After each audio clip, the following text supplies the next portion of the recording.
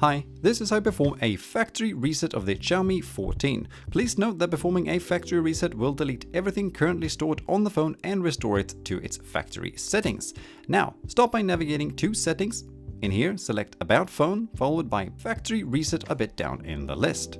Now click on Erase All Data, input your PIN code and select whether or not you want to back up anything from the phone before removing everything from it.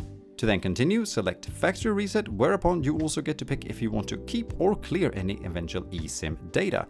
If you're keeping the phone and want to keep using it with the same eSIM, select Keep, otherwise select Clear.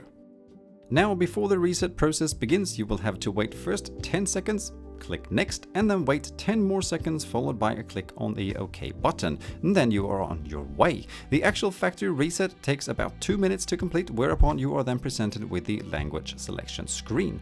From here, if you're keeping the phone, just continue with the on-screen instructions, or if you're selling or getting rid of the phone, turn it off and pack it down. To here turn the phone off, just press the screen lock button and the volume up button, and then select Power Off.